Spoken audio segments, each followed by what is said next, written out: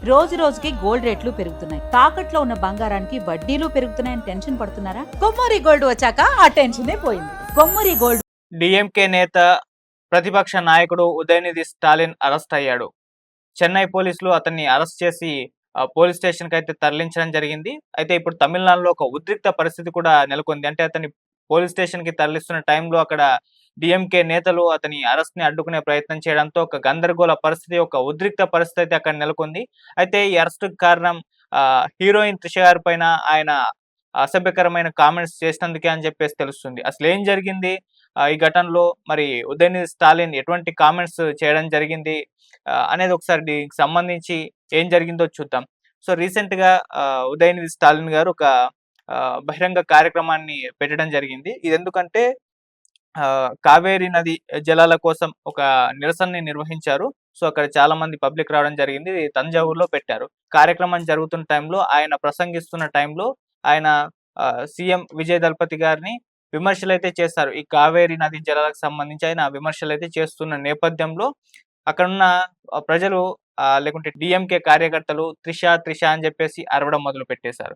So అలా ఉదయనిధి స్టాలిన్ ప్రసంగానికి వాళ్ళ కార్యకర్తలైతే ఇలా అరుస్తూ ఒక అడ్డంకిగా అయితే మారారు. అతను కూడా కొద్దిసేపు ఆగి చిన్నగా చిరునవ్వు నవ్వి నీళ్లు ఎక్కడికి వెళ్ళినా వెళ్ళకపోయినా అక్కడికైతే వెళ్ళాలి అని చెప్పేసి ఒక ద్వందార్థం వచ్చే విధంగా ఆయన కామెంట్స్ అయితే చేయడం జరిగింది. సో ఈ కామెంట్స్ అక్కడ అందరూ కూడా చూసిన వాళ్ళు లేకుంటే అందరికి అర్థమైంది ఏంటంటే త్రిషని ఉద్దేశించే ఈ విధంగా ద్వందార్థాలు వచ్చే విధంగానే మాట్లాడారు.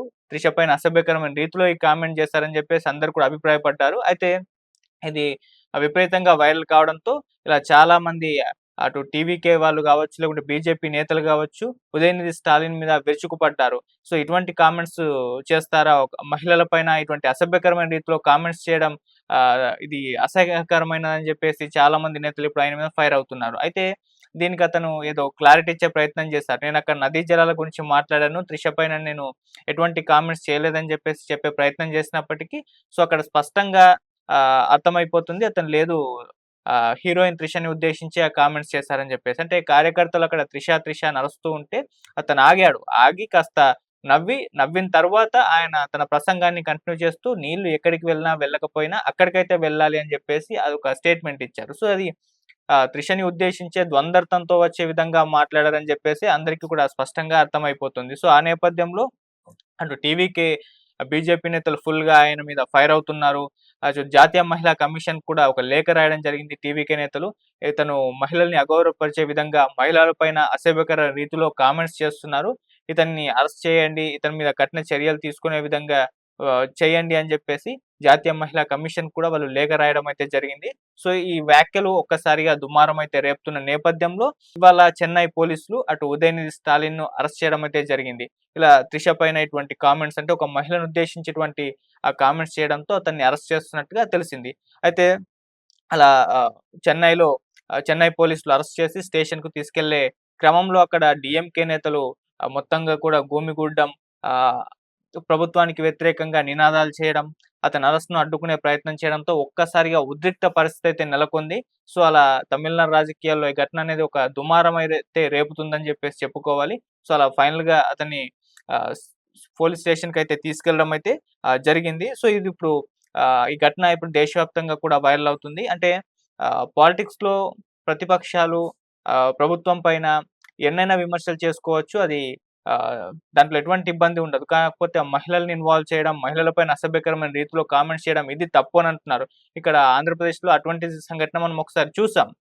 సో అలా మహిళల్ని ఇన్వాల్వ్ చేస్తూ ఇటువంటి కామెంట్స్ చేయడం అసలు తగదు అని చెప్పేసి అందరూ కూడా అభిప్రాయపడుతున్నారు. సో అలా ఉదయనిధి స్టాలిన్ మళ్ళీ ఆయన క్షమాపణలు కూడా చెప్పకుండా తన వ్యాఖ్యల్ని సమర్థించుకున్నారు. నేను త్రిషని కాదు అంది, నేను నదీ జలాల గురించే మాట్లాడానని చెప్పేసి ఆ విధంగా తను క్లారిటీ ఇచ్చే ప్రయత్నం అయితే చేసుకున్నప్పటికీ అక్కడ చూసే వాళ్ళకి అది స్పష్టంగా లేదు ఈయన ద్వందార్థం వచ్చే విధంగానే మాట్లాడారని చెప్పేసి అర్థమైపోతుంది. సో ఆయన ఇప్పుడు ఆహ్, కనీసం క్షమాపణ కూడా చెప్పలేదు. క్షమాపణ చెప్పున్నా మరి అరెస్ట్ చేసేవారు కాదో కూడా తెలీదు.